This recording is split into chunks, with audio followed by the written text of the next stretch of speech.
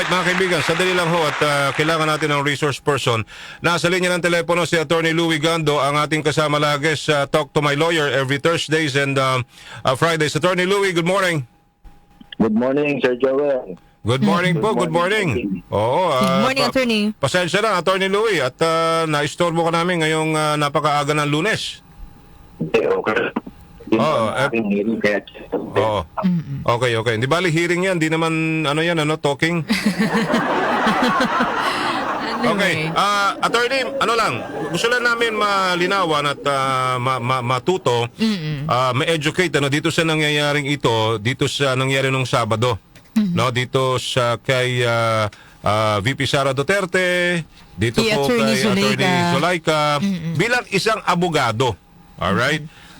Yung isang issue is yung hindi pa naman siya akusado, although siya po ay naditine. Na-contempt because sa di ba pagsipot sa mga hearing ng Kamara. At yung paglipat ba sa correctional, sa women's correctional, tama ho ba 'yon, sir? Pwede Tama bang gawin Pwede bang yun? gawin 'yun na kahit wala pa namang verdict, walang kaso o wala yung sa akin, ang personal legal opinion ko dyan, invalid yung kinuha. Unang-una, yung bureaucracy create yan para i-detain yung function niya, yung kanyang function. I-detain yung mga persons na convicted ng 3 years and 1 days and above. So, doon pa lang, mali na convicted ba siya ng crime? Hindi naman, di ba? 3 years, 1 day and above. Yun yung mga kinukulong dyan. Ibig sabihin, ang hindi, yung pinagpapiano, Apo. so, gaganunin mo ba yun? Hindi naman prisoner yan, hindi naman convicted. So technically, talagang may mali. Ngayon, kung ang basis ng Kamara ay dahil ba nagkakamp na doon si VP Sara, i-deprive nyo siya kung may mga violation siya, huwag yung padalapin sa oras na bawal dumalaw, di ba? Ganon. Okay. Yung ihahalo mo siya doon sa mga prisoner, hindi naman siya convicted. Alright. Sa ginawa bang ito ng Kamara de Representantes po, yung pagpipilit na ilipat siya sa correctional, pwede ba silang makasuhan dito, Attorney Louie? Definitely pwede. Administratibo, pinakamababa. Administrative case. Gross ano yan yung alam mo yung mga gross na ng isang may gross misconduct ng isang individual. Pwede silang filean yan. Abuse of authority, di ba? Walang legal basis. Anong legal basis na porket ba sinabi na siya? Saan ka nakakita ng emergency session ng madaling araw? May magsi-session pa ng ganon? Para lang to create that rule na pag hindi po pwede, pag hindi daan sa compression natin ikukulong, i-detain, pwedeng Attorney, medyo nagcha-choppy ka, Attorney. Choppy po Attorney, choppy ang sinabi namin, Attorney Louie. Sayang yung sinasabi ni Attorney, medyo nagpuputol-putol. Pero yung sinasabi niya, hello, Attorney. Medyo napuputol-putol eh. Saan ako naputol? Hindi, yung lilawin na natin na walang tawag dito? Saan ba tayo doon? Pwede silang makasuhan. Oo, pwede. Definitely pwede. Administratibo, yun lang Gross gross misconduct. Sorry, Attorney, to cut you with that. I just want to banter dito sa issue na to. Sinong kakasuhan po? Is it the Secretary General of the Kamara or yung mismong komite ng Good Government and Public Accountability? Siyempre sa committee, di ba, merong mga nag-approve niyan. Di ba? Apo. O di yung mga nag-approve yun, natatamaan. Di ba? Alright. Kasi yung secretary, ini-implement niya lang naman. Although unlawful din naman, bakit niya in-implement? Di ba? Correct.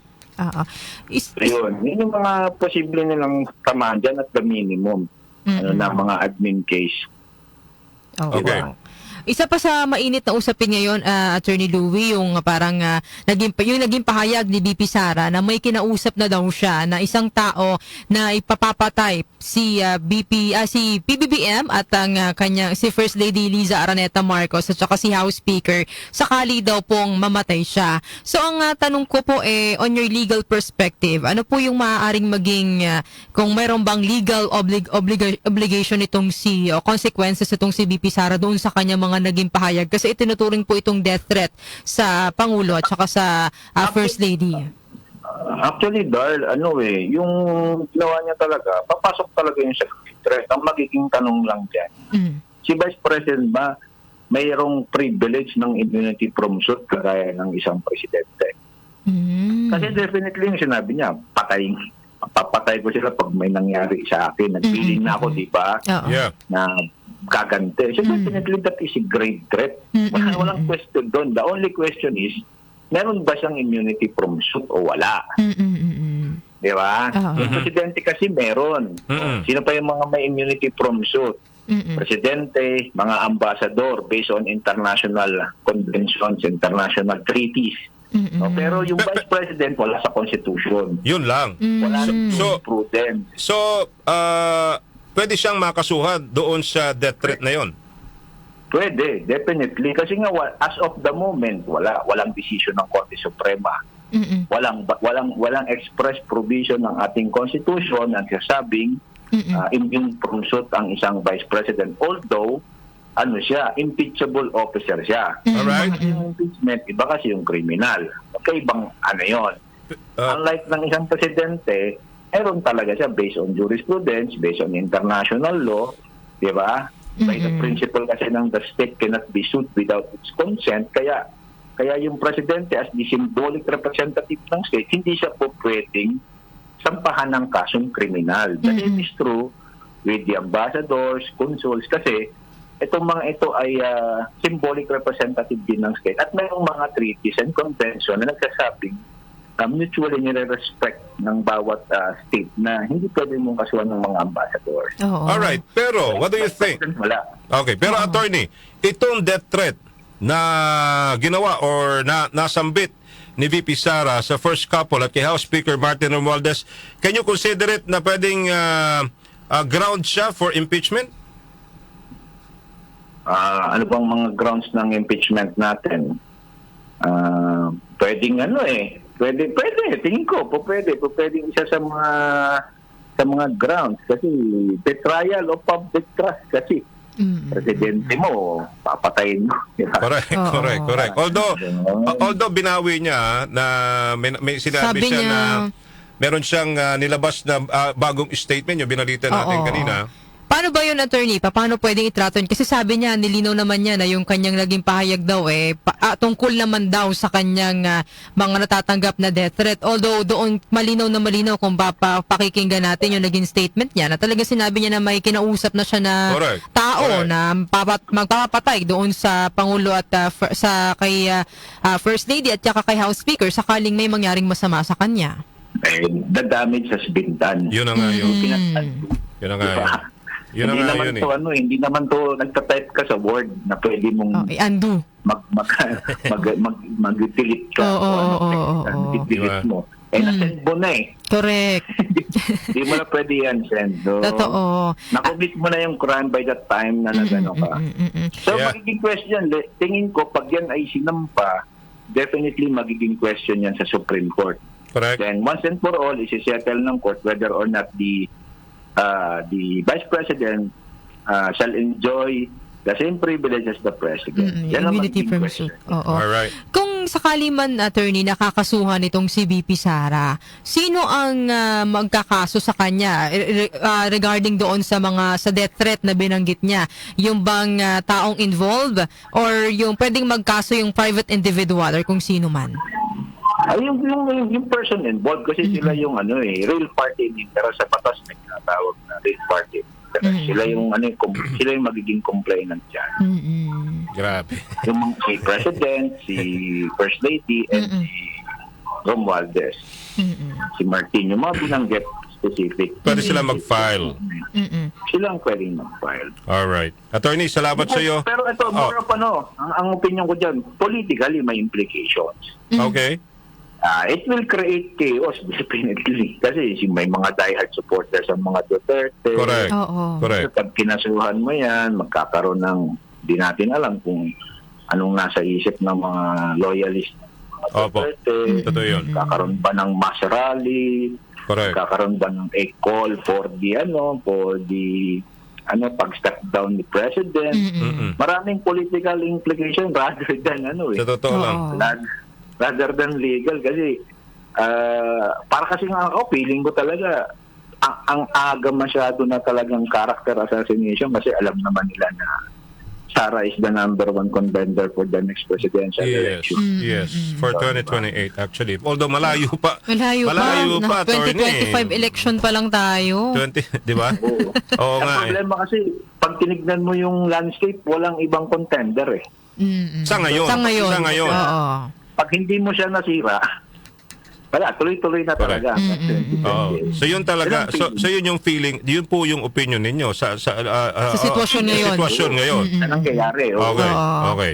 Sige. Diba? Pero Saka tingin ko rin naman, kung kakasuhan ng criminal si Sara, baka may mga tinatago rin siyang pang-file against the First Lady who does not enjoy immunity from suit. okay. As well as Speaker of Valdez, di ba? So, hindi ko alam kung magtatapunan na ba sila ng dirty laundry sa public. Isa pa pala, attorney. Oo. Na Sa interview, may video ako. Ay, oo, nabanggit niya yun. Meron siyang ebidensya. Meron din siyang hawak eh. At attorney, isa pa lang question ko, yung 'di ba si VP Sara, sinabi niya na siya ang abogado ni Attorney Lopez. Pwede ba 'yon? Pwede ba 'yon na ikaw ay isang para kasing sinabi ni Congressman Joel Chua na kapag ikaw ay parang nahalal hindi ka pwedeng magkaroon ng iba pang trabaho. Linawin nga natin ito kasi nakunan sa video na siya yung umaabogado doon sa kanyang chief of staff or siya ang vice president, although abogado siya. Pwede ba 'yon? Actually, Joel, may mga position na bawal ka mag-practice kapag ikaw ay lawyer. Diba? Like for example, definitely, highest position of talaga. Correct. Correct. Bawal ka mag-practice. Yung mayor nga is prohibited from practicing doctors, law, diba? Oo. Yung mayor, yung governor, diba? Bawal sila. So pwede siyang magkaroon ng dyan, attorney, legal na naman. Consequence. Yes, kung pwede kang magkaroon ng sa pagka-abogado mo, pwede kang ipadisbara. Yun lang. Yun na nga yun. Kasi although later on, i-deny niya ulit. Kasi wala namang written entry of appearance. Oo, lang yun. Word of mouth lang naman eh. Word of mouth eh. Oo. Oo, di ba? Ang gulo, no? Part of the moment, kaya ako lang nasabi. Pagmumura, tingin niyo ba, may kaso o wala? Oo. Ano bang doon? Kasi grabe yun. Very talagang matindi yung PI niya. Oo, di ba? Pwede rin ba siya makasuhan doon? Pwede rin ba siya makasuhan doon sa malutong na PI niya? Yan ang magandang tanong. Actually, merong isang decision ng Korte Suprema na nagsasabing yung word na PI ay hindi na talaga sumasalamin sa tunay na damdamin ng isang tao. So parang expression na lang. Okay. Oo. So pag ikaw, yung ginamit mo, PI, hindi ka makakasuhan. Yung nga lang, ang masakit doon, bilang a public figure at isa sa tinitingala na mataas na tao, na leader ng bansa natin, doon lang nagkakatalo. Mukhang depende na sa tao. That is a reflection ng ating government. Ito na tayo ngayon. Ito yung government natin. We are ruled by this individual. So, reflections actually ng buong nation. Hindi lang niya. No? Kasi pinili natin siya eh. Pinili ng majority eh, di ba? So, that is a reflection na kung sino yung binoto natin, reflection natin yan. O kung sino man ang bumoto sa kanya. Kaya nga dapat mag-isip-isip kung sino ang bobotohin for the next election. Oo. Diba? Totoo. Existed eh. Matindi talaga eh. Ikaw, Joel, boboto ka pa na naman ng pag tinanong mo dun sa sa Senate, pinag-move ang alam. I move. Pwede ba yun? Senador ka, hindi mo alam ang gagawin mo. Ayun na lang. Diba? Ayun nga. Para may, sandali lang, para may pinatatamaan ka. Wala naman siya binabanggit. Hindi, biro lang, Walang biro lang. binabanggit. Hindi, bilang isang very observant and isang abogado kasi si Attorney Louie. Kaya Senate and Camera kasi is legislation yan, di ba, Attorney? Batas Tama. yan eh. Paggawa ng batas yan eh. Nagtataka nga ako, bakit ginagano nila? I-resource person mo nga eh. Hindi mo naman ano ba ang trabaho ng mga yan? Trabaho mag-legislate, hindi mag-prosecute. At sana nag-apply sila sa piskalya. So, sa tingin mo, sa tingin, nila yung mga yan. Attorney, hindi tayo bias dito ha. Sabi ko nga dapat natututo tayo sa pangyayari. Ito ba nangyayari bilang a lawyer ano? Dito ba sa nangyayari, Attorney? Is it still aid of legislation? I'm sorry, I'm just asking. Ako, feeling ko, hindi na eh. Actually, no-overbound na nga nila yung power ng ng COA. Trabaho ng COA yun eh. Oo. Oh. After that, ano bang nangyari? Ano bang madiderive nilang batas dyan? After that, may babaguhin ba sa COA rules? Hindi, kasi at tinatanong ko nga. Ng personal experience. Oh, May sige po. personal experience ako. Okay. No, ako yung lawyer ng mga 6 police national PNP officers nung time ni Jim Boy. Oo. Isa na botas. Ako lawyer ng 6 na police. No. During that time, ganun din. Nagtatanong tungkol sa merits ng paano pinaril ba, hindi ba pinaril, sino bumaril. At the end of the hearing, ang tanong, meron bang babaguhin sa rules of procedure? Wala po. So, nasayang yung ilang araw na hearing, wala rin palang babaguhin. Diba? So, kung meron talaga, resource person mo yan, dapat, pakinggan mo kung ano yung isasuggest nila. Para kung may babaguhin man o hindi. Diba?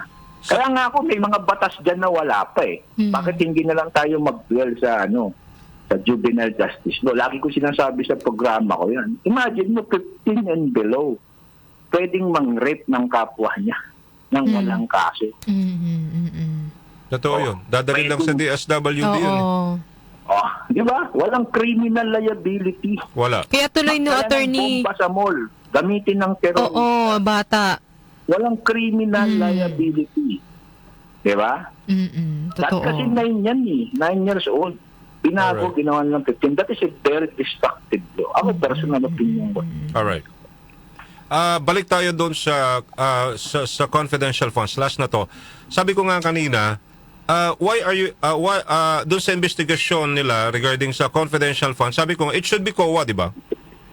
Si COA ngayon, kung may nakita siyang anomalya, illegal na paggamit ng pondo, pwede siya mag-file ng kaso. Tama ba? Ang Pwede siya problema kaso. kasi yung mga confidential fund na hindi kasi subject to audit. Dapat yan ang baguhin.